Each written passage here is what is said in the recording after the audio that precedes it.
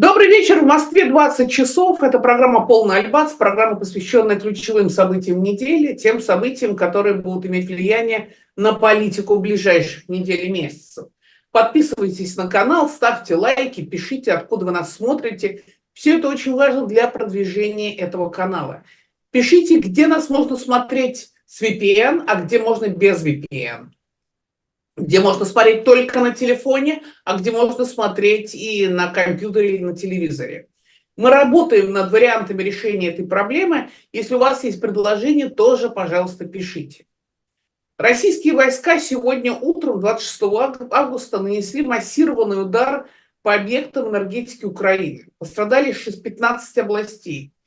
В Министерстве обороны Российской Федерации заявили, что нанесли, цитата, «массированный удар высокоточным оружием», конец цитата, по объектам энергетической инфраструктуры, обеспечивающей работу военно-промышленного комплекса Украины.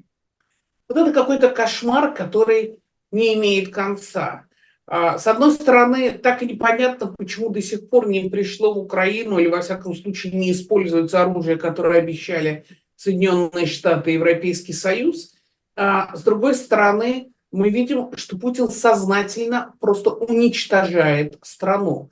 Современная страна, современные города не могут жить без энергетики. Это туалеты, это холодильники, это вода, это все на свете. И люди рассказывают в том же Харькове, что сейчас, когда была летом жара, все совершенно сгнило в холодильниках, и существование в городе было практически невозможно. Это такая реальность, которая уже стала рутиной, к которой мы, к сожалению, стали привыкать. Война идет, гибнут люди. Но сегодня все российские каналы, причем вот поразительно редкое единодушие, и российские пропагандистские издания, и иммиграционные оппозиционные каналы говорят о деле Павла Дурова, сооснователя социальной сети ВКонтакте, а потом и крайне популярной сети Телеграм, который использует в мире больше 800 миллионов человек. Используют прежде всего в странах с жесткими режимами, такими как Россия и Иран. Прокуратура Парижа предъявила Павлу Дурову обвинение по 12 пунктам. В частности, за отказ передать по запросам правоохранительных органов информацию или документы, необходимые для проведения и использования расследования, а также за соучастие в администрировании онлайн-платформы для проведения незаконных сделок организованных групп. Ему также вменили соучастие в хранении порнографического контента с несовершеннолетними, так я понимаю, в социальной сети Telegram, соучастие в распространении наркотиков, соучастие в киберпреступлениях и соучастие в мошенничестве в составе организованных преступных группировок. Это я излагаю вам пресс-релиз, которые уже оказались в распоряжении российских оппозиционных изданий. Президент Франции Эммануэль Макрон выпустил заявление, в котором в частности говорится, цитата, «Арест президента Телеграма на территории Франции произошел как результат продолжающегося расследования правоохранительными органами. Это ни в коем случае не является политическим решением. Только судьи будут иметь право решить этот вопрос». Конец цитаты. Вот что происходит? Почему Дуров прилетел в Париж? Как разрулить эту дилемму между свободой слова и безопасностью? Вот об этом я и буду говорить сегодня в прямом эфире с Николаем Кононовым, автором книги «Код Дурова. Реальная история ВКонтакте», ее создатель. Николай Кононов был главным редактором журнала «Секрет фирмы». Николай, здравствуйте.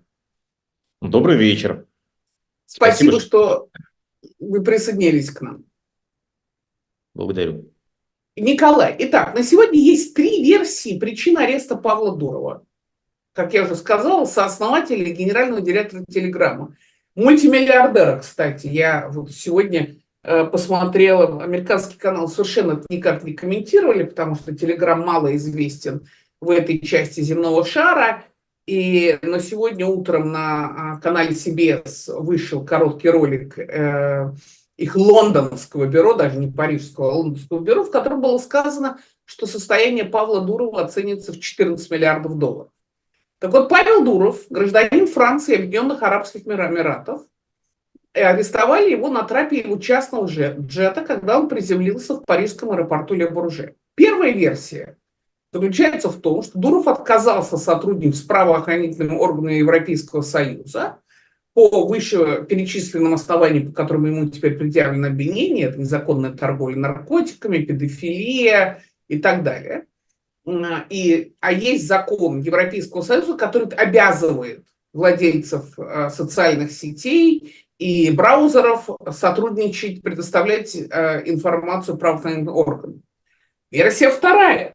Дуров специально прилетел в Париж, зная, что есть ордер на его арест, потому что он ищет защиты от путинских чекистов.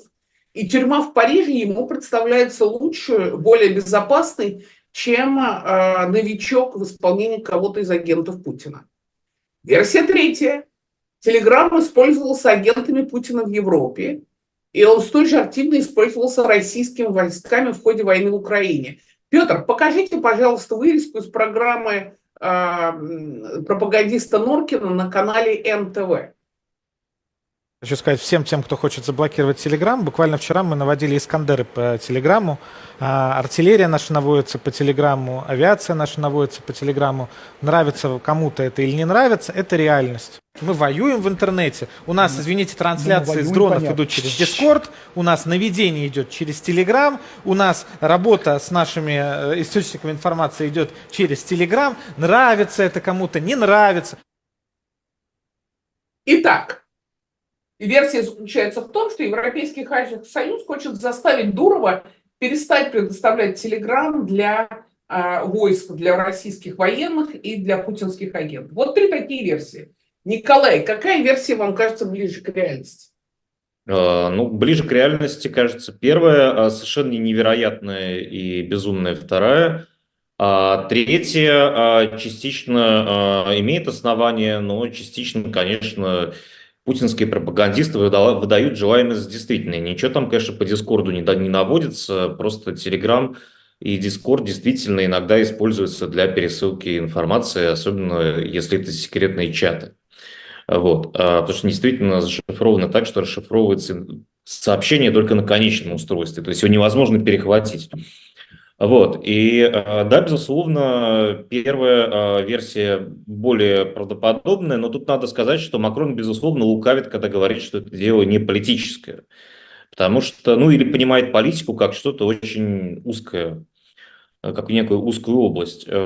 Конечно же, дело это политическое просто потому, что впервые основатели и руководители столь огромной платформы распространения информации, неподконтрольной частным владельцам, впервые в истории такого человека взяли вот так, прямо в аэропорту, прямо у трапа и прямо задержали его. И прямо собираются ему предъявить обвинение и арестовать. Возможно. Уже предъявили. Обвинение уже предъявлено. Да. Он будет задержан до 28 августа пока. Да, и вот осталось сколько, 48 часов, да, примерно, вот, чтобы они сформулировали, что же ему вменяется конкретно. И арестовали или не арестовали. Вот, такого не было ни с Илоном Маском, ни с Марком Цукербергом, который отвечал перед, значит, американскими высшего эшелона политиками. То есть это как бы прямое воздействие. Вот. Безусловно, вопрос политический. Вот. Я сегодня довольно напряженно читал обсуждения на разных платформах, не только в Телеграме, но и в Твиттере, и в Фейсбуке, и в разных других местах. Вот. И меня, честно говоря, поразило или удручило следующее наблюдение, что все голоса как бы расходятся строго на два лагеря. Знаете, как с двумя стульями. Да? Первый стул заключается в том, что вот Павел Дуров наплодил чатов, где наркодилеры раздают практически бесплатно наркотики, террористы договариваются о взрыве или о поножовщине и так далее. Вот, это первая точка зрения. Поэтому надо, значит, все это вот государству отдать, чтобы оно, полиции точнее, чтобы она вот там все это контролировала. Это первая версия, что все-таки надо вот так. Вот. А вторая версия это наоборот, что Павел Дуров творец, это человек, который создал, предприниматель, создал своей волей, своим умением, создал команду, вот, и создал такой мощный инструмент, мощную платформу, и он тем самым завоевал практически свое право единолично этим командовать. Вот. Ну или компания его завоевала право единолично командовать, поэтому руки прочь от свободного предпринимателя.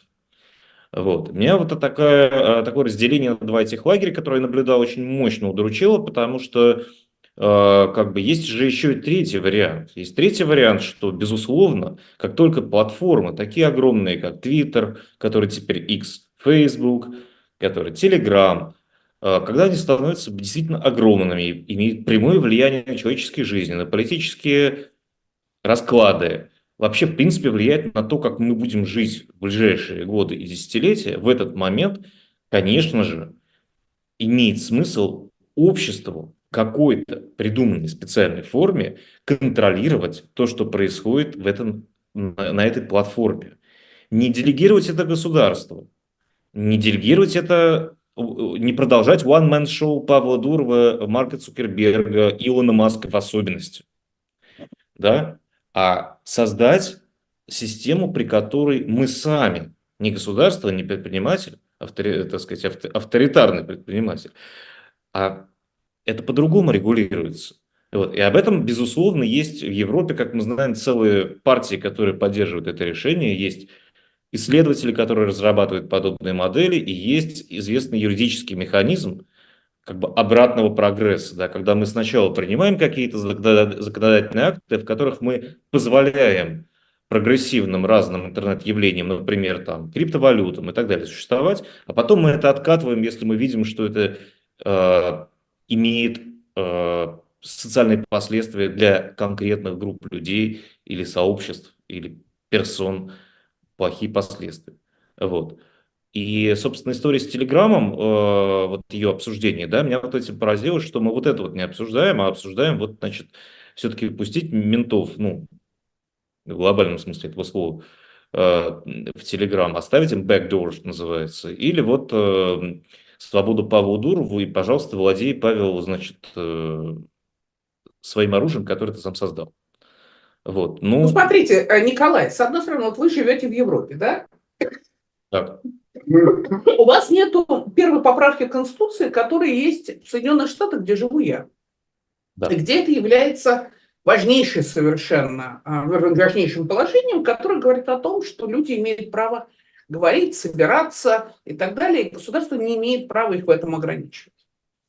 В Европе этого нету. Но в Европе есть закон, который обязывает социальные сети и браузеры предоставлять информацию правоохранительным органам. Есть специальный закон. К сожалению, вот юрист, который из Роскомсвободы, который должен был быть у нас сегодня в эфире, вот, это вот такая замечательная черта правозащитников, они имеют обыкновение опаздывать. Поэтому не получилось у нас сегодня с юристом. Кто знает, дождемся. Но, тем не менее, есть закон. Мы с вами слышали многие, это было не раз и не два, когда и Google, и Apple, и другие большие компании штрафовали и в Европе, и, кстати, в Соединенных Штатах Америки по антитрастовскому законодательству. С другой стороны, мы знаем историю Yahoo, с моей точки зрения, совершенно позорная история Yahoo в Китае, когда китайский диссидент из интернет-кафе передал сообщение в организацию Human Rights Watch China в Нью-Йорке. Это организация, которая отслеживает ситуацию с правами человека в Китае. А там ни прав, ни человека в Китае с этим, значит, как-то не получается. И тогда китайское КГБ обратилась к Yahoo, потребовав предоставить IP-адрес. И Yahoo предоставил этот IP-адрес, по этому IP-адресу китайские КГБшники вычислили интернет-кафе, из которого было отправлено анонимное письмо, и поскольку там везде установлены камеры, там следят за каждым шагом, таким образом определили человека, который написал это письмо в Нью-Йорк с сообщением о нарушении прав человека в Китае, и он был арестован и посажен, естественно, в тюрьму.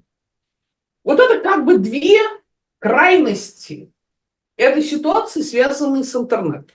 С одной стороны, Франция вроде бы, так сказать, страна закона.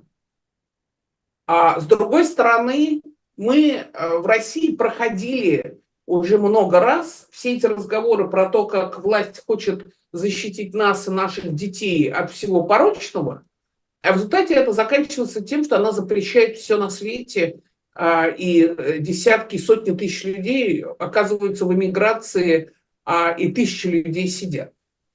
Вот эта дилемма, и совершенно непонятно, как из нее вылезать.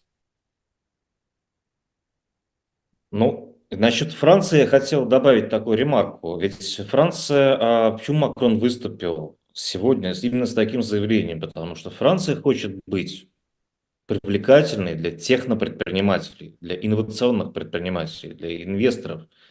А сигнал, когда человека, создавшего самый быстрый мессенджер, извините, самой быстрой доставкой сообщений на планете Земля, когда этого человека арестовывают и тащат по 12 пунктам нетехнологических обвинений, ну почти нетехнологических, вот, то в этой ситуации Франция теряет резко свою инвестиционную привлекательность для такого рода людей. Подождите, это все, это конспирологические теории. Привлекательность и непривлекательность есть факт. Ведется расследование. Дуров, как сказал Христо Грозев, известный интернет-расследователь, который очень много информации получает, покупает в Даркнете и так далее, он нарушил этот закон. Дуров почему-то прилетает в Париж, и его там берут. Я, честно говоря, и поэтому я не очень, вы сказали, это политическое дело, и одновременно вы говорите о том, что Макрон выпустил заявление, потому что Франция хочет быть привлекательной. Но одно из двух. Потому что политика и экономика тесно связаны, и в данном случае это вопрос политический. По поводу Павла Дурова и его прилета я тоже хотел сказать. Понимаете, Павел Дуров, вот я просто написал про этого человека книжку и довольно долго с ним разговаривал. Вот, для него вседозволенность такая как бы базовая черта. Вот, это испытывание границ. Вседозволенность с отрицательным знаком или с положительным знаком? А вот как хотите, так и толкуйте. Да? То есть человек, которому нравится испытывать разные границы. И вполне возможно, что он просто не допускал внутри себя такой вероятности, ну или ничтожно мало ее счел, что в принципе его могут арестовать вот так, когда он прилетит на своем private джете, он гражданин Франции, и наверняка об этом я точно не знаю, но догадываюсь, что что-то он тоже проинвестировал во Францию. Вот. Ну, подождите, но если он гражданин Франции, он, когда получал гражданство, он обязался исполнять Конституцию Французской Республики и ее законы. Он нарушил эти законы. И вы говорите, что это политическое дело. Да, безусловно. Нет, смотрите, в чем здесь дело? Безусловно, это дело за счет своего масштаба, за счет самого явления, его сущности, оно, безусловно, политическое. То, что оно обернуто в претензии к конкретному гражданину Франции Павлу Дурову, ну, это обертка, да, понятно, что это, ну, это состав преступления про гражданина Франции. Вот он, Павел Дуров, гражданин Франции. Он, кстати, еще гражданин Сент-Китс и Невис, кстати. Помимо... И Объединенных Арабских Эмиратов, я читал. Да. Видимо, у него этих паспортов, как собак не резано. У него как в покере вот эти вот паспорта, они там флеш-рояль уже собраны. Вот. Вот. Поэтому тут, мне кажется, даже терминологически спорить смысла нету, как бы, да, но вот с ним случилась эта ситуация. Вот. Мне, насколько я знаю, как бы Павла, вот, он к таким ситуациям готов, психологически, я имею в виду, ну, юридически тоже, конечно. Хотя ко всему невозможно быть готовым. Вот, но... То есть он тащится, он получает кайф от таких ситуаций, так? Он сейчас сидит в этой самом предварительном содержании в позе лотоса, у него нет с собой гаджетов, он это воспринимает как прекрасный способ, как сказать, digital detox пройти. Вот. Он занимался очень сильной йогой в последние годы. Вот. И он занимался тем, что называется mindfulness, да, то есть умиротворенное, успокоенное состояние сознания, как его достигать в любых ситуациях. Вот, поэтому мне кажется, что сейчас просто он выжидает свое время и все. В целом Павел Дуров любит публичные бои.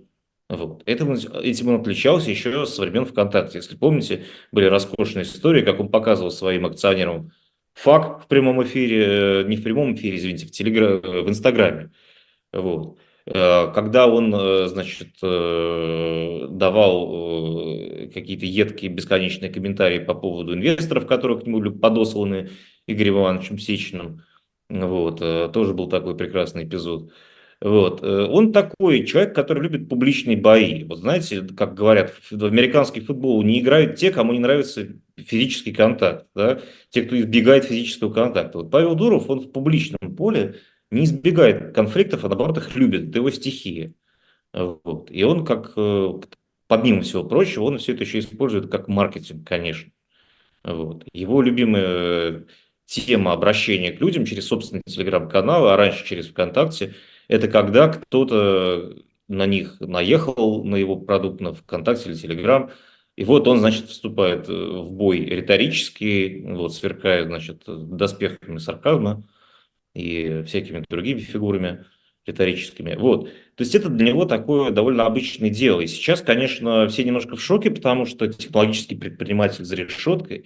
Но я совершенно не исключаю, и, кстати говоря, об этом тоже не один комментатор написал, включая того же Грозева, который, правда, сказал, что, скорее всего, это закончится соглашением. Вот. А вовсе не тем, что Павла Дурова вывезут А с соглашением о чем? и провезут. Я думаю, что это будут уточнены параметры сотрудничества, быстроты реакции, например, на сообщения. Вот я, например, знаю, что немецкие власти вот, были взбешены, когда поняли, что в Телеграме нету специального сотрудника, который будет заниматься их запросами. Нет такого человека. Есть какие-то там GR-люди, но они как бы, то есть government relations, да, люди, которые занимаются отношениями с официальными органами, с государственными органами.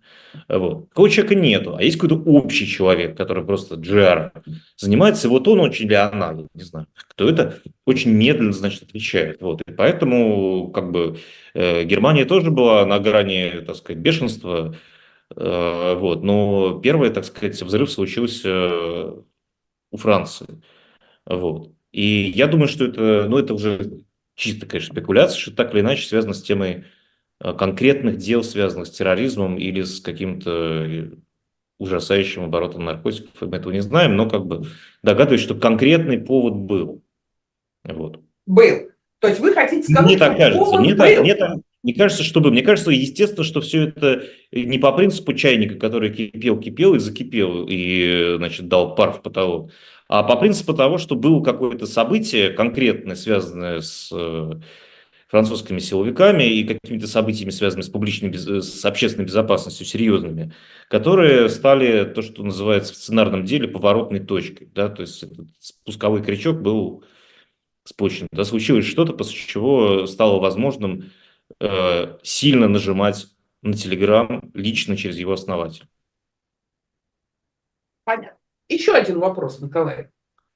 Вот я сейчас попрошу нашего звукорежиссера Петра Бабицкого показать ролик, который, ну, буквально 30-35 секунд из ролика коллег из BBC, которые сегодня сняли различные российские пропагандистские издания и заголовки. То есть вот единодушие, которое случилось между оппозиционными каналами в эмиграции и пропагандистскими изданиями в Российской Федерации, просто поражает. Покажите, пожалуйста, Петр, чтобы это не было голословно.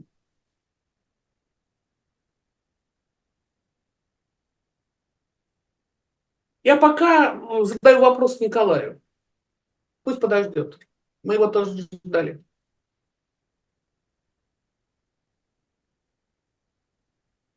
То есть вы видите здесь на экране это, вы видите, значит, под ударом по России в результате ареста Павла Дурова. Тут идут разговоры о том, что из Дурова будут пытаться получить какие-то, значит, ключи к каким-то закрытым российским источникам. Тут говорится о том, что это вот специально делается для того, чтобы получить у Дурова вообще все ключи к конфиденциальной информации, особенно той, значит, которая может интересовать французов, ну и так далее, и так далее. То есть вы видите, что российские пропагандистские издания чрезвычайно взбудоражены. Одновременно с этим вчера источники российского пропагандистского канала «База» сообщили, что сотрудники ряда силовых ведомств, а также чиновники администрации президента и правительства России получили указание удалить свои каналы в Телеграме, удалить все свои данные в Телеграме. И вроде бы такое же указание дано и высшим чинам Министерства обороны, и некоторым крупным бизнесменам. Николай, вопрос. Почему так перепугалась российская власть?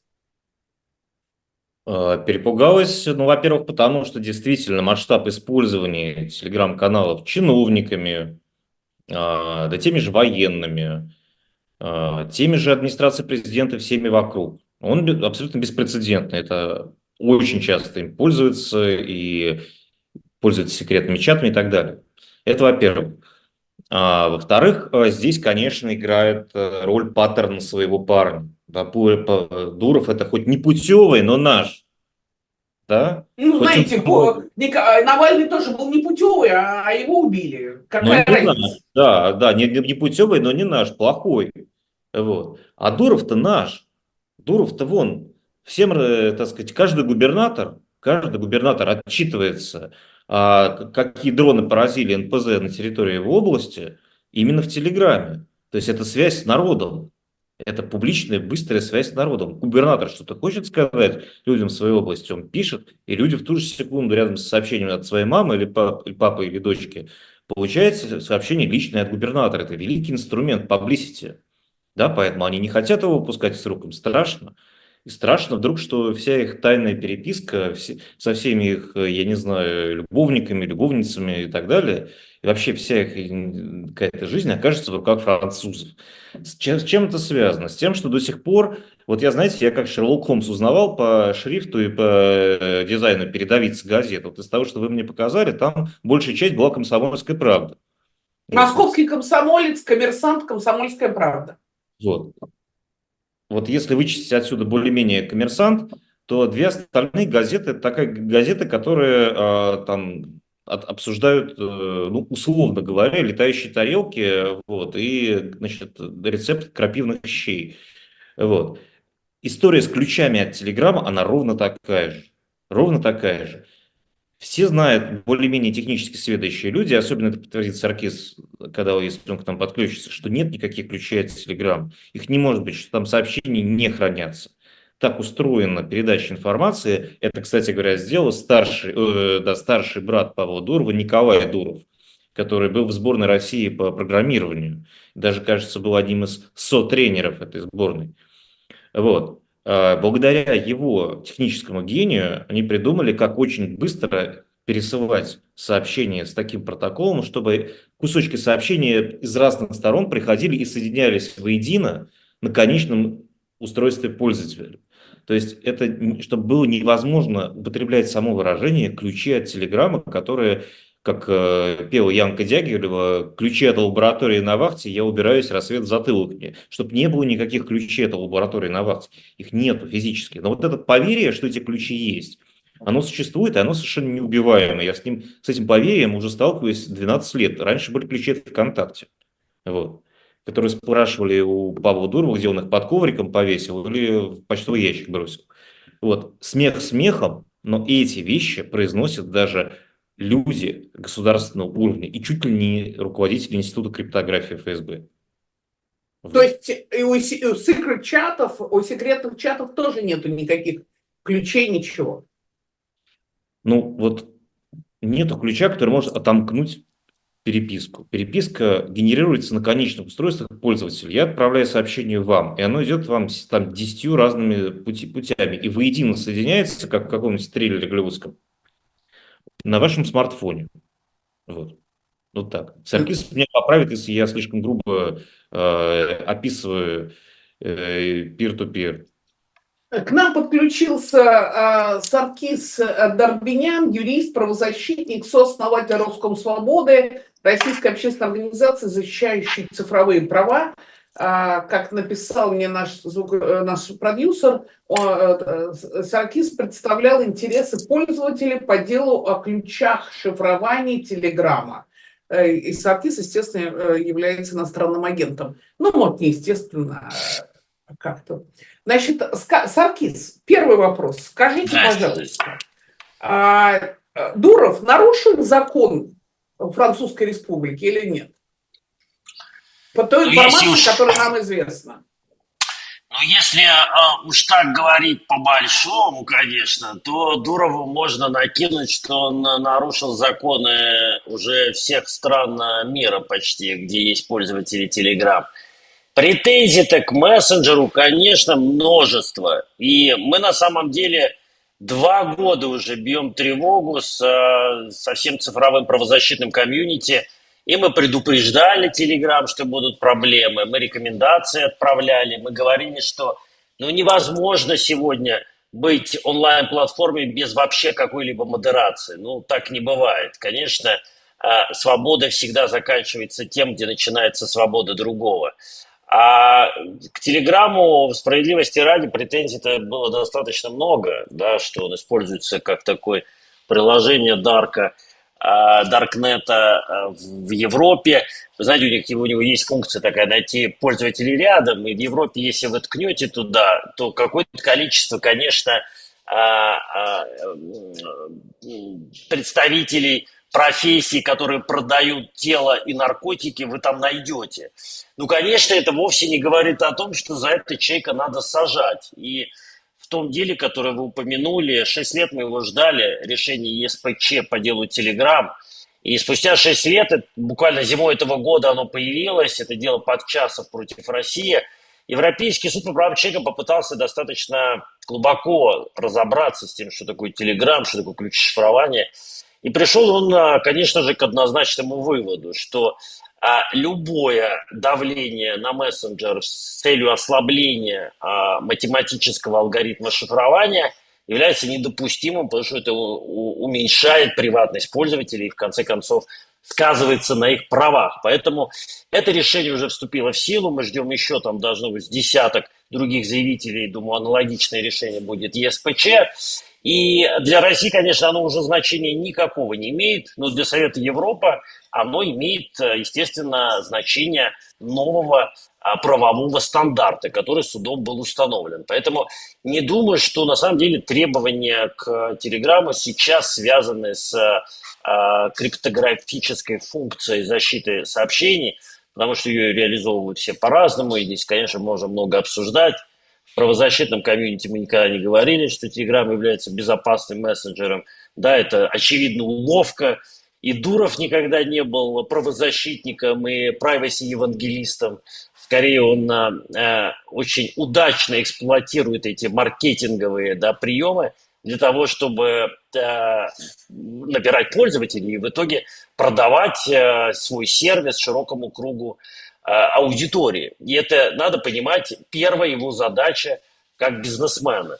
Все остальные задачи, связанные с соблюдением прав человека, они уходят на второй план, и понятно, что он как либертарианец считал, что можно вообще на платформе ничего не модерировать и никому ничего не выдавать. Если мы посмотрим политику приватности Телеграма, то увидим там только один случай, который они описывают. Это случай причастности к терроризму. Вот в таких случаях Дуров говорит, что ваши данные будут выданы. И действительно они публиковали Transparency Report, в котором указывали, сколько террористического контента было удалено. Во всем остальном это была очень серая и непрозрачная политика. То есть у Телеграма есть еще и такая практика блокировки по гео. То есть когда канал в одной стране вы видите, а в другой его не показывают. Да? И как это работает, вы даже понять не можете. Потому что то, что делает Telegram внутри своей сети, это тайна абсолютная. Нет никакой прозрачности, никаких политик, никакого саппорта, который бы что-то объяснял. И мне кажется, что вот это все, оно, конечно, с годами накопило претензии, да не только у Франции, у многих были эти претензии, я напомню, и Германия, и Бразилия, и все имели. Но Франция решила вот таким наиболее радикальным способом действовать, чтобы, видимо, посадить Дурова напротив и сказать, что ж ты там, Павлик, делаешь? И что французские правоохранители могут сделать? Я уже читала, что те обвинения, которые предъявлены Дурову, тянут на 20 лет. Да больше тянут даже, Евгения, больше. Учитывая то количество разнообразных вообще составов, а там еще по каждому составу, я вас уверяю, будет не один эпизод, да, этого хватит. В Америке бы за это могли, конечно, дать несколько сотен лет, наверное, несколько пожизненных. В Что будет во Америке Франции? первая поправка, и поэтому в Америке это было бы значительно труднее. Но в Европе... Вот мне скажут, вот все-таки, Саркис, давайте вот не в порядке мы предполагаем, да? А все-таки будем, поскольку нас слушают многие слушатели в разных частях света, давайте им все-таки будем давать достоверную информацию. Итак, действительно ли, как говорит Христо Грозев, в Европейском Союзе существует закон, который обязывает владельцев соцсетей и браузеров предоставлять правоохранительным органам информацию, если идет расследование, связанное вот с этими тяжелыми преступлениями, педофилия, распространение, продажи наркотиков, оружия, терроризма и так далее. Все так. Я более того скажу, что в каждой стране есть закон, который обязывает платформы сотрудничать. Да? Если речь идет отдельно о законе, который называют DMA или Digital Market Act, да, новый закон Евросоюза о цифровых рынках, то по нему, на самом деле, мы даже не видели пока публичных претензий к Телеграму. Пока еврорегулятор выдвинул эти претензии американским гигантам, бигтеху. И мы все ожидали, что будет до конца года с компаниями вроде Apple, которые, на самом деле, тоже могут закрыть доступ к европейскому рынку, если они не исполнят новые требования закона.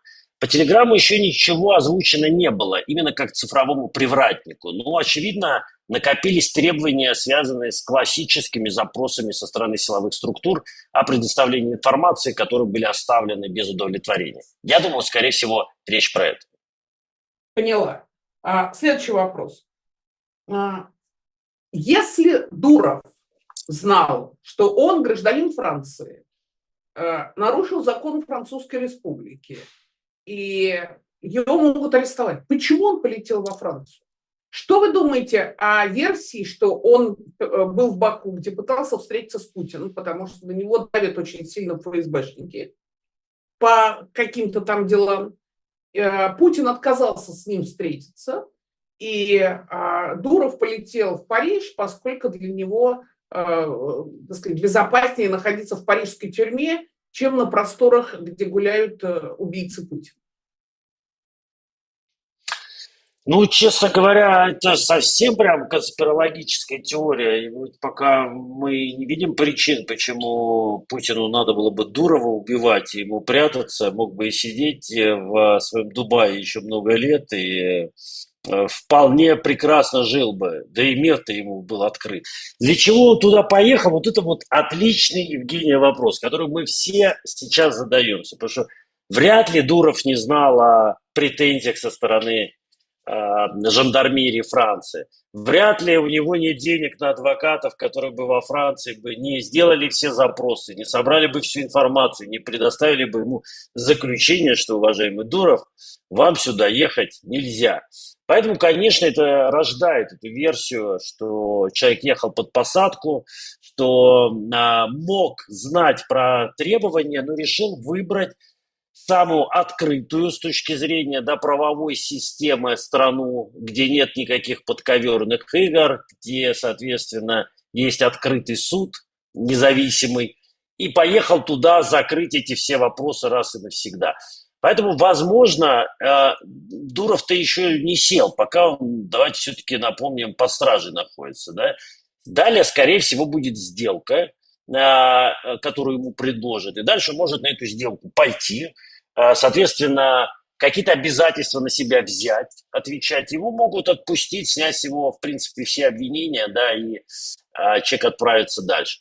Но если он выйдет слишком быстро, то, конечно, это вызовет очень много подозрений со стороны пользователей Телеграма, особенно с российской стороны, которые уже, по-моему, зачищать начали там все, что можно. Мгм. А если будет сидеть долго, то, конечно, с точки зрения репутации для мессенджера это будет все в плюс, и пользователи, скорее всего, будут убеждены в том, что Дуров до конца эти самые пресловутые ключи, о которых говорил Николай, не сдал. Я хотел еще Специалисты как раз добавить, интернет... что мотивы, да, знаешь, конечно, Николай. я коротко хочу сказать, что люди ошибаются. Да, миром правит не продуманная, ну, в данном случае бизнес-миром правит не всегда продуманная политика, собрать документы про Францию и так далее. Он мог просто полететь, как бы, потому что раньше он нормально летал, и с ним ничего не было. Вот. Павел Дуров — человек, который иногда совершает импульсные странные решения. Вот. Принимает такие решения. Поэтому Может, не поспорю, Коль, не поспорю. Есть еще версия, вот про что это как бы даже вынужденно. мы знаем потом, но это не самое главное. Да. Да, может, самолет сломался или надо было дозаправиться. Мы же не знаем всех деталей. Поэтому скоро это будет понятно, а пока мы просто размышляем. Окей. Еще один вопрос. Интернет-специалисты мне сказали, что что Telegram использует open source, поэтому варианта, что там какой-то backdoor, какая-то задняя дверь, которую он может открывать или не открывать для, значит, специальных служб, ничего этого не существует. С другой стороны, мне также, я, честно говоря, вот эти 2 дня собираю все, что только возможно, и по интернету, и в разговорах с различными специалистами. С другой стороны, мне говорят о том, что, вот посмотрите, Жень, сигнал прикрыли, пользоваться им в России невозможно. У вас с WhatsApp проблемы, YouTube блокирует, Instagram, Telegram, который теперь X, Facebook заблокирован. Куча, тысячи российских сайтов заблокированы, включая New Times. А Telegram нет. Вы посмотрите, какова тут логика российской власти? Российская власть почему-то оставляет площадку Телеграма открытой. Вот что вы ответите на такого рода теории, Николай и Саркис? Я коротко отвечу, потому что на самом деле тут скорее основная часть у Саркиса явно техническая, да.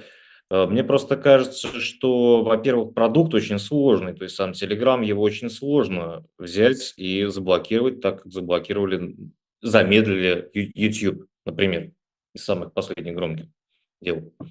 Вот. А во-вторых, это то, что мы сегодня уже обсуждали, то, что, ну вот, есть губернаторы, есть люди, вот, они могут на них подписываться. Вот в WhatsApp, например, там какое-то стоит ограничение на количество людей, которые могут подписаться на публичного политика, а в Телеграме нету. И поэтому губернатор напрямую сообщает своему электорату, если сейчас рассуждать в терминах Кремля и администрации президента, да, обращается лично к электорату. Это мощнейшее средство оружия пропаганды.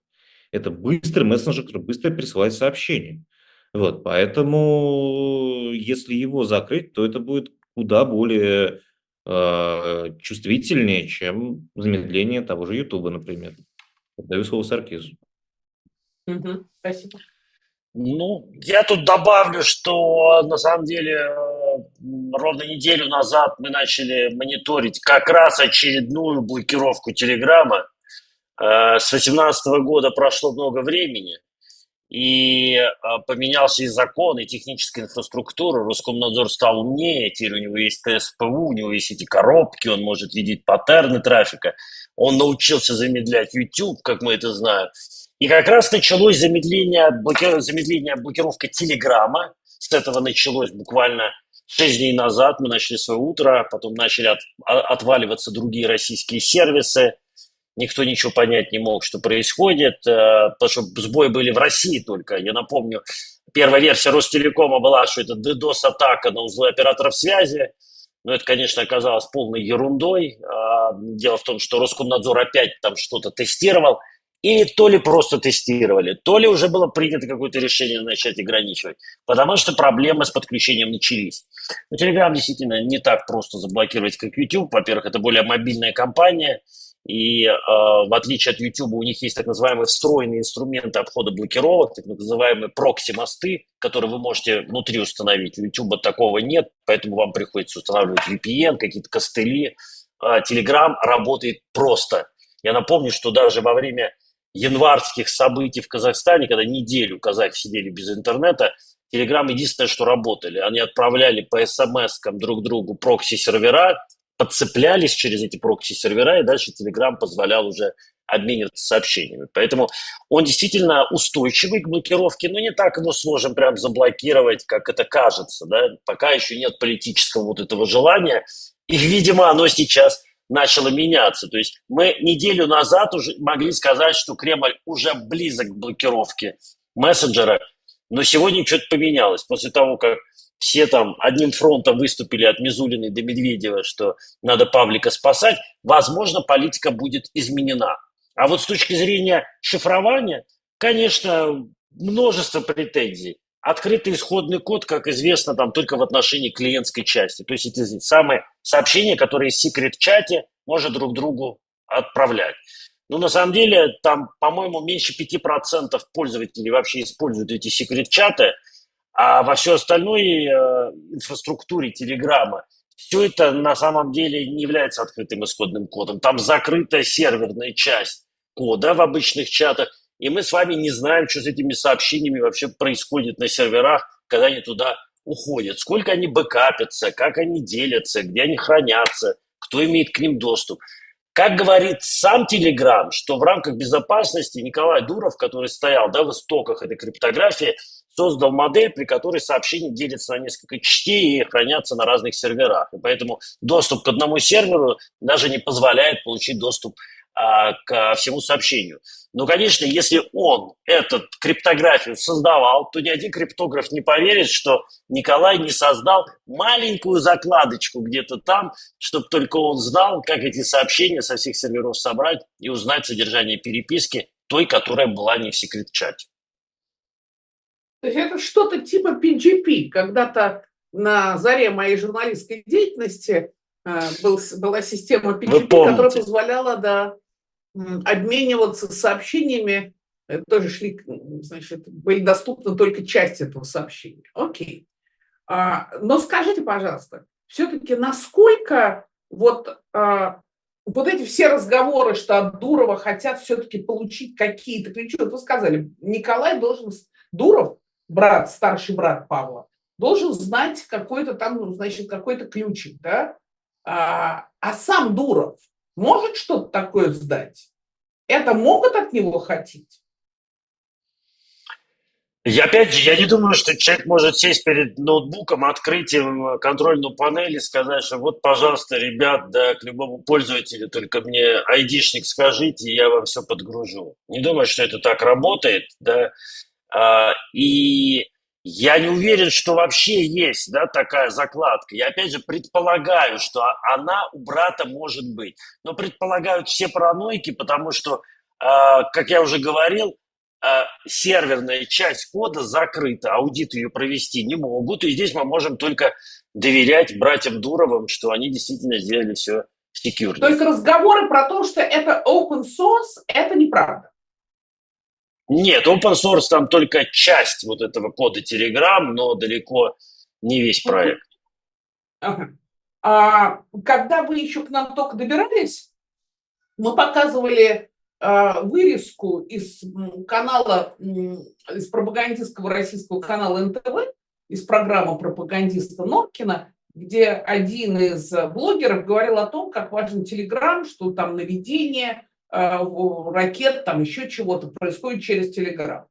И Николай сказал, что это полная чушь, что это абсолютно не чушь. Это правда.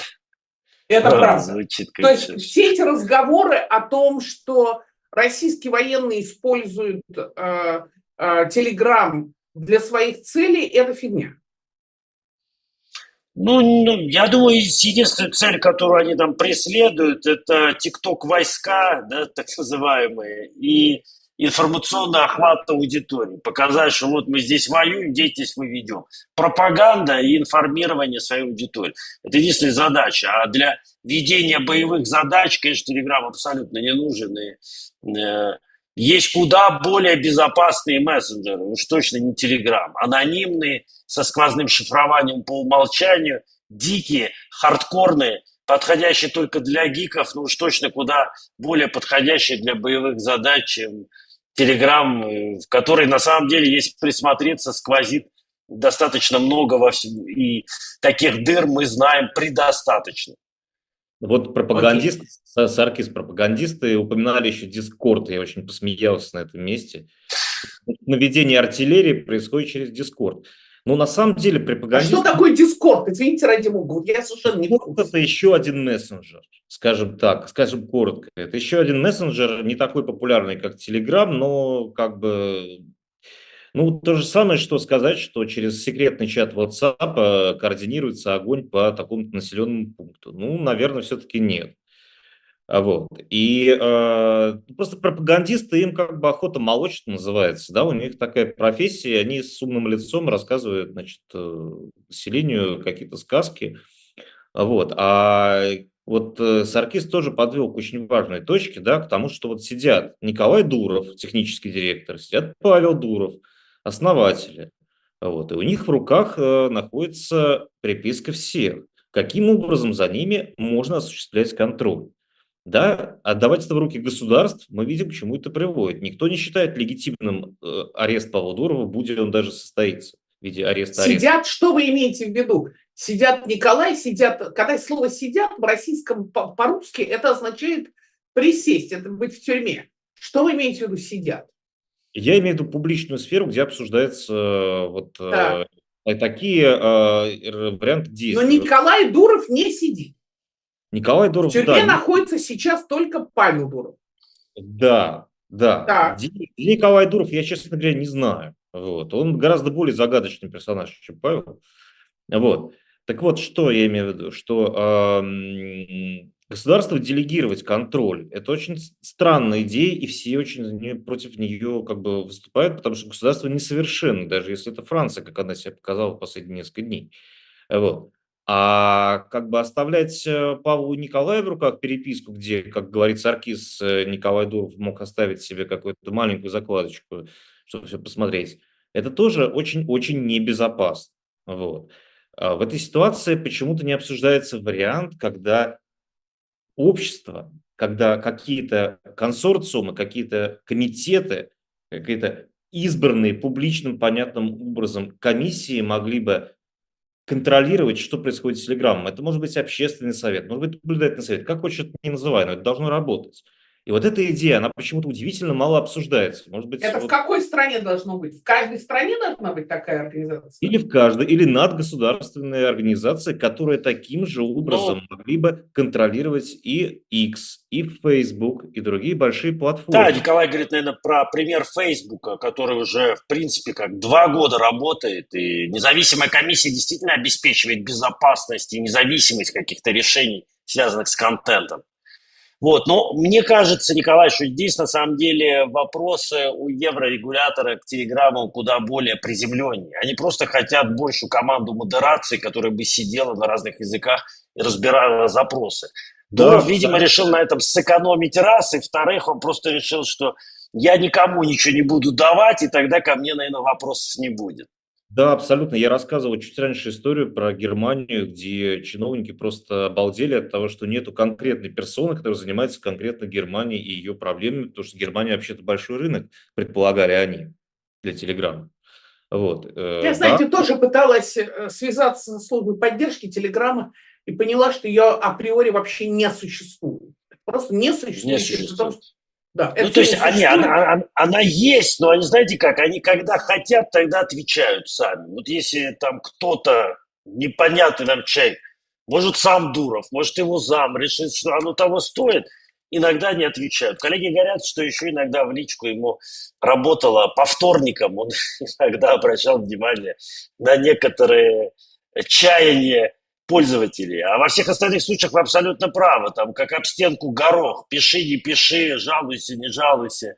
Ничего не удаляется. Конечно, если мы говорим о вопросах, связанных с авторским правом, с порнографией, с наркотиками, то это, конечно, очевидно, клондайк, где вы столько всего найдете. Ну, я так писала им по поводу того, что в Телеграме несколько аккаунтов с моей фотографией под моим именем, при этом не имеют ко мне никакого Фейки. отношения. Фейки абсолютно. С другой стороны, доступ там к другому каналу New Times я никак получить не могу. Ну, короче, я просто поняла, что это все просто не существует. Ну, в общем, да, вот у меня был прекрасный случай. Совсем недавно я приехал в один латвийский город со своей дочерью в отпуск, и через примерно 1 минуту она нашла местный канал, по которому покупают наркотики самые разные. Просто вот Ну да, 1 это минута. вот то, что об этом все говорят. Скажите все-таки, пожалуйста, Саркис вот прежде всего вопрос к вам.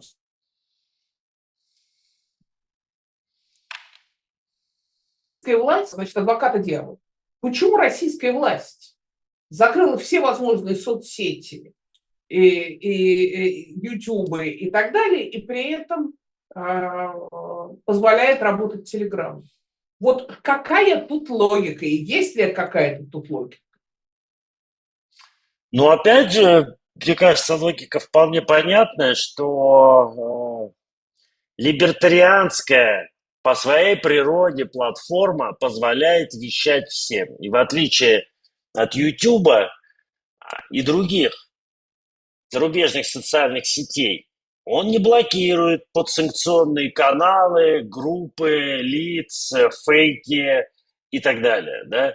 Поэтому, конечно, Telegram полюбился, с одной стороны, и независимым медиа, которых в России блокируют, как единственная почти площадка, где можно свой контент и журналистские расследования доносить, так и для Кремля, для которого почти этих площадок не осталось. И если долгое время Кремль YouTube не блокировал, мне кажется, даже питал иллюзии, что YouTube также можно использовать там для пропаганды, но на самом деле YouTube Кремль полностью проиграл. Да? Там политический контент, если смотрится, то это только оппозиционный контент. Никто там особо Соловьева и пропагандистов не смотрит. Да? И ну как, у в этом Лебедева, плане... как он сам говорил, Артемий Лебедев говорил, что у него было там 1 миллион подписчиков, что-то такое.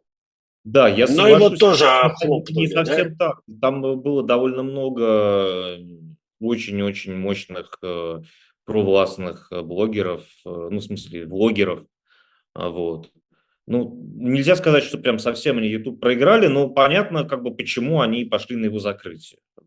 Потому что все-таки Ну, трафика... подавляющее большинство смотрело, конечно, кого там, Каца, который уже давно всех раздражает, и только из-за него можно было YouTube закрыть.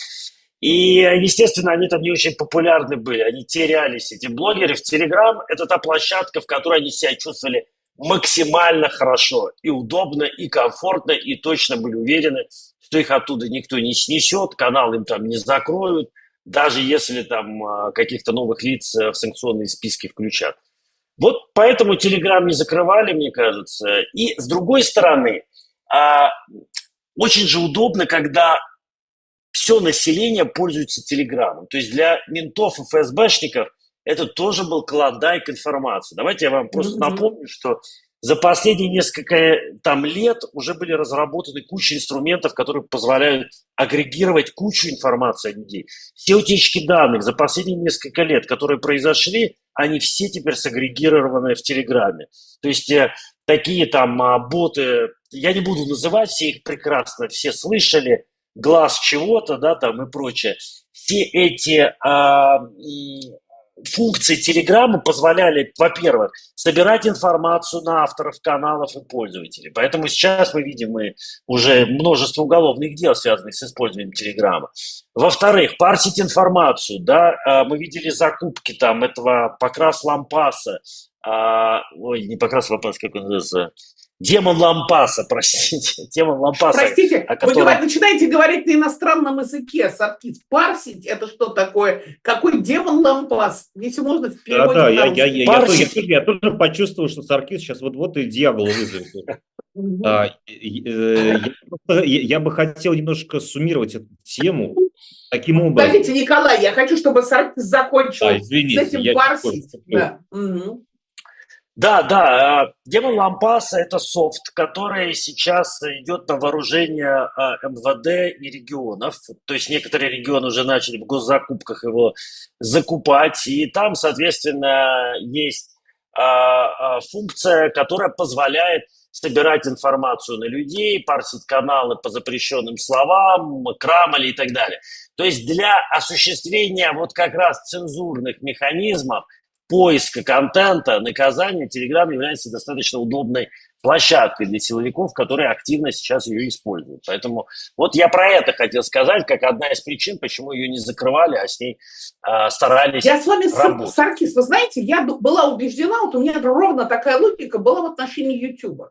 Я думала, что какой же смысл чекистам прикрывать такой замечательный канал отслеживания лояльных-нелояльных. Знаете, когда New Times еще выходил на бумаге, то в какой-то момент наши подписчики стали мне писать: Евгения Марковна, а вы не могли бы вкладывать журнал в коричневые пакеты? Потому что таким образом, там, особенно если подписчик там в этом подъезде, в каком-то маленьком городке один, таким образом, значит, нас всех отслеживают, кто, а журнал считался антипутинским, да, хотя это было, конечно, не так. Но тем не менее, вот, и люди, я понимала, что таким образом чекисты отслеживают нелояльных людей, потенциальных своих врагов. И мне казалось, что ровно такая же логика будет действовать в отношении YouTube. Нахрен закрывать YouTube, если политический YouTube занимал там 15% от общего контента, основные смотрители YouTube... Дай бог 15%. Ну, это вот то, что Harvard Lab говорил, 15%. Значит, что основные смотрители YouTube это мамы с детьми, которые смотрят там мультики и так далее. Но при этом это же так удобно. Есть сейчас все эти инструменты, когда можно просто отслеживать нелояльных. Но тем не менее они пошли на закрытие YouTube. А Telegram нет. Но Telegram... я еще, в отличие от YouTube, Евгения, напомню, что Telegram имеет привязку к достаточно конкретному мобильному телефону, выданного российским оператором связи, что делает его еще более вкусной для отслеживания платформы, в отличие от YouTube, где ты не поймешь, кто откуда вообще регистрировался. YouTube – это еще ведь односторонняя история, это как кинотеатр. А как бы мессенджер – это все личные переписки, это не просто так взять и отрубить у людей огромную часть жизни, где фотографии там они друг другу все посылали и так далее. Это гораздо сложнее, чем выключить кинотеатр, чем закрыть канал, переназвать его в Рутюб, вот, и заменить, условно говоря, пару сотен программ. Вот, поэтому это, конечно, гораздо опаснее, и к этому гораздо более на мягкой поступью подступается власть. Вот, собственно, и... Еще вопрос к вам, Николай, поскольку вы написали книгу о Павле Дурове и вам, Саркис. Скажите, пожалуйста, когда Павел Дуров вынужден был уехать из России, когда, во всяком случае, так об этом писали, когда чекисты стали приставать к нему, чтобы он выдавал данные на оппозиционные блоги в социальной сети ВКонтакте. И он уехал, отказавшись давать эту информацию. И в частности, это было связано там с тем, кто поддерживал Майдан и так далее.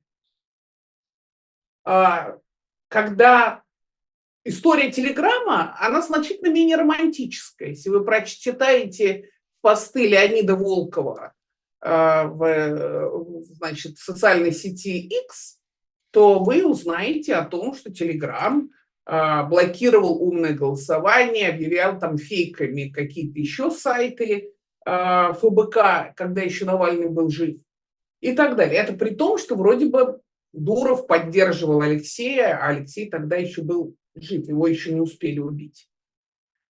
Вот как вы объясните? Все-таки я понимаю, что он, так сказать, Дуров человек, наверное, странный. То есть странный в том смысле, что он, как все гениальные люди, у него свое представление о добре и зле, о правильном и неправильном. Но тем не менее, почему Дуров владелец ВКонтакте или совладелец ВКонтакте уезжает из страны, но отказывается давать чекистам контент, а Дуров, совладелец Телеграма, идет на всякие договоренности с теми же самыми чекистами. Ну, представьте гигантскую морскую, а точнее океанскую войну. Воюют некие державы, да, держава А с державой Б. При этом на них смотрит держава С и участвует держава Д. Между всем этим, между этими линиями морского фронта, между минами и так далее, плавает такая огромная пиратская шхуна, вот, которая не хочет ни за кого воевать, которая хочет существовать сама по себе и красиво ходить под черным флагом. И однажды, возможно, основать какое-то островное государство, которое потом расползется пошире да побольше. Это называется сомалийские пираты. Мгм. Или Вот хуситы, которые перекрыли целый морской путь. И хуситы бесконечно привязаны ебошит по всяким нефтетанкерам. хуситы хотя бы к Йемену привязаны. Да, здесь как бы все привязано только к, значит, черному звездному небу над этой шхуной. Вот, по своему менталитету Павел Дуров, вот, собственно, такой предводитель вот этих вот пиратов, и поэтому он лавирует. Он лавирует. Он то одним, как бы, в угоду тактических соображений прогнется в одну сторону, то в другую. Вот. И так было на самом деле еще и со ВКонтакте тоже. В истории со ВКонтакте все выглядит, не выглядит, точнее, все было не так, что вот он, на него надавили за выдачу групп оппозиционных во время Майдана. И он вот плюнул и уехал. Он очень долго готовился к своему отъезду. Ему предложили очень хорошие деньги, его партнер Усманов, предложил старший партнер, предложил очень хорошие деньги за то, чтобы он продал ВКонтакте. Он остался руководить ВКонтакте после того, как он продал этот свой бизнес. И он ушел ровно в тот момент, когда запахло жареным по-крупному, когда начался 2014 год, весна. Вот. И вот только тогда он красиво ушел. Поэтому Павел Дуров – это one-man show. Вот. Его команда – это люди, которым удобно под вывеской one-man show творить свои технические подвиги. Да, у него работает Андрей Лопатин, тренер сборной, по крайней мере, раньше работал в России по программированию. Николай Дуров, который, очевидно, технический гений, тоже чемпион мира по программированию. Вот, у них идет свое соревнование с другими программистами, которые работают и на корпорации другие, и на государство. Но сам Павел Дуров при этом очень-очень-очень обособленный человек. Это действительно такое плавучее государство. Вот его шхуна, его этот телеграм. И оно выбрало гаванью Арабские Эмираты, потому что там самые гибкие, самые приятные для такого рода, так сказать, инициатив законы. Там удобнее всего. Это оно лучше всего либертарианским взглядом отвечает. Ну, Вот. если ты не женщина, конечно. Да, конечно. Ну да, нет, про мизогинию, значит, ВКонтакте и Телеграма можно слагать отдельные песни, но это, как говорится, не для этого чата. Вот, у меня пока все на этом. Спасибо. Саркис? Да я просто теперь, наверное, уже в защиту Дурова выступлю, что он не единственный же что-то удалял. Да, действительно известен случай, когда бот умного голосования был удален. Я, честно говоря, больше не помню, чтобы что-то вот серьезное на телегу еще накидывало там оппозиция, кроме умного голосования. Но справедливости ради, давайте честно, удаляет информацию и Google, и Apple, который уже ушел из России, а тут следом 30 VPN-ов удалил по требованию Роскомнадзора. Мы до сих пор с ним воюем. Пытаемся, чтобы он нам что-то объяснил, почему он сам ушел из России, не работать не Послушайте, хочет. не надо мне российским про их законом. нравы. Это всегдашний, так сказать, аргумент российских пропагандистов. У них, они тоже так делают. Да мне Я что про они другое делают? мнение, Владимир что и великодушно. Биг-Тех, и Дуров Биг-Тех, говорит на и одном Мид-Тех, самой языке. и Смол-Тех все Алексей во время удаляют последнего информацию. голосования сидел в тюрьме. Он Я вот сидел в Евгений тюрьме. Марковне поставил большой палец, потому что я поддерживаю. Да, не надо вот аутизмом заниматься. Не-не, я про то, что другие- удаляют все платформы, не только Telegram удаляет. Даже, казалось бы, платформы, которые к России никакого отношения не имеют, у них есть отделы по комплайенсу, которые говорят, если в вашей стране это запрещено, мы удаляем. А какие у вас законы, нам дела нет, потому что мы не правозащитная Слушайте, я организация, а рассказывала, мы вы еще make были в money. дороге. Извините, Саркиш, что я вас перебиваю. Вы были в дороге, когда я рассказывала об истории с Яху, который сдал китайцам диссидента, который передал из интернет-кафе информацию в Human Rights Watch China в Нью-Йорке. И человек сел. Я совершенно, так сказать, у меня нет никаких сомнений, что чистоплотность не является отличительной чертой мирового сообщества. У меня тут таких никаких, так сказать, иллюзий на этот счет нет. Я говорю в данном случае про то, что это человек, который говорит по-русски. Мы находимся в состоянии войны, не только в состоянии войны России с Украиной, но в состоянии войны с чекистами, которые захватили власть в России, посадили кучу людей, убили Алексея Навального и сотни тысяч людей вынудили уехать из страны. Это война. И в этой войне, понимаете, вот чистеньким и беленьким трудно оставаться и быть на всех хорошим. Но я сейчас хочу вот еще о чем вас спросить. Это последний вопрос, поскольку нам надо уже выходить из эфира. Скажите, пожалуйста, вот как вы полагаете, как дальше будет развиваться ситуация? Саркис, прежде всего вопрос к вам. Значит, вот Дурову предъявили обвинение. Он задержан до 28 августа. Макрон, президент Франции Эммануэль Макрон выступил с заявлением о том, что это ни в коем случае не является политическим решением, что решать будет суд. Вот расскажите, пожалуйста, Саркис, что сейчас будет происходить? Господину Дурову должны предъявить обвинительное заключение, в котором должно быть четко написано, каким эпизодом и каким злодеянием, преступлением он имел отношение, совершены ли они по неосторожности, умышленно, да, или как. То есть он должен сначала позицию обвинения услышать. Далее, я думаю, что, конечно же, начнутся переговоры. Вряд ли дело дойдет до суда, что Дуров будет отрицать все обвинения, прокурор будет настаивать, и дело затянется уже в суде там, на многие месяцы разбирательства. Я на самом деле даже не думаю, что Франции нужна эта посадка, да, что необходимо делать сейчас из Дурова такого криптогероя, за которого уже вписываются там крупнейшие IT-предприниматели, криптокомьюнити. Скорее задача у Франции сейчас решить тот ворох вопросов, который у них накопился к Дурову. И после того, как они эти обвинения предъявят, я думаю, Дуров, скорее всего, согласится, что по каким-то условиям и по каким-то каналам он будет дальше взаимодействовать с французскими властями по запросам, связанным с удалением контента и раскрытием информации. И в результате либо это может свестись к тому, что все обвинения будут сведены к какой-то минимальной статье, да, и не сильно большому наказанию, возможно, это будет условный срок, может быть, небольшой срок лишения свободы с большим штрафом. И мне кажется, что скорее так эта история закончится, чем какими-то длительными десятилетиями заключения Дурова и отсутствием какой-либо переговорной позиции, что французские правоохранительные органы уже все решили, и они хотят, чтобы Дуров до конца жизни страдал и жалел в этой тюрьме.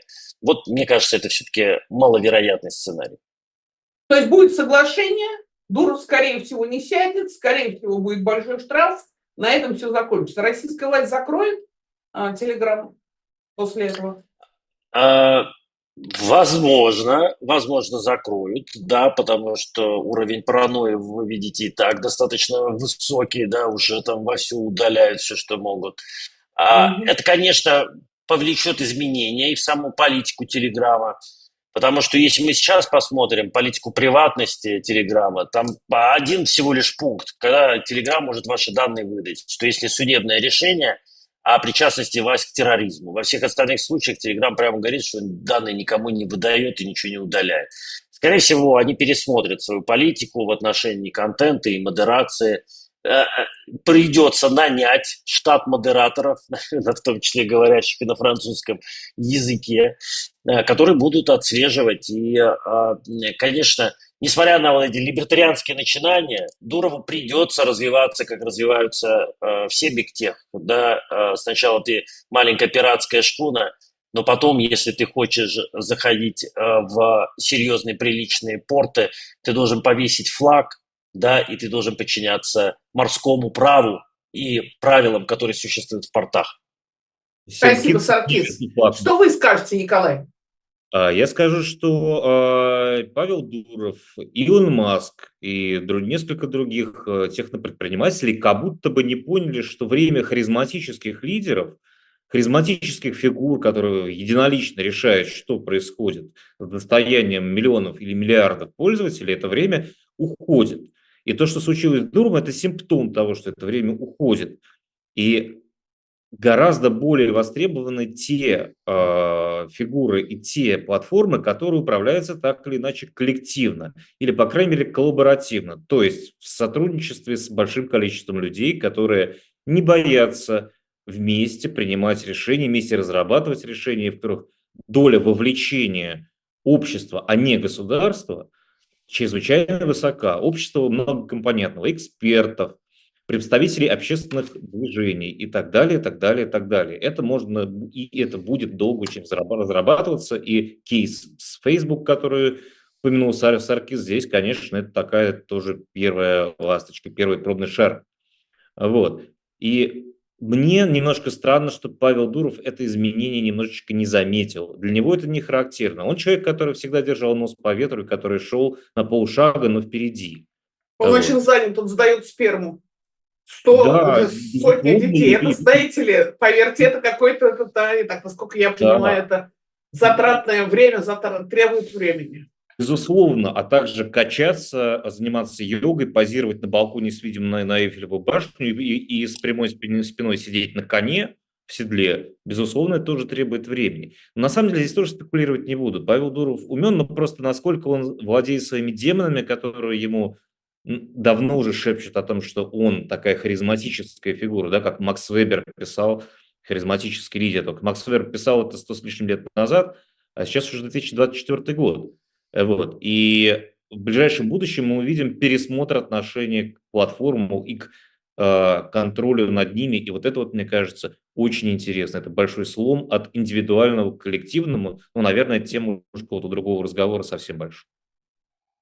Ну что ж, спасибо большое. На этом наш эфир подходит к концу. Я скажу лишь следующее, что вот эта проблема, вот эта дилемма между свободой слова и безопасностью, она бесконечно возникает и встает перед нами в последнее время.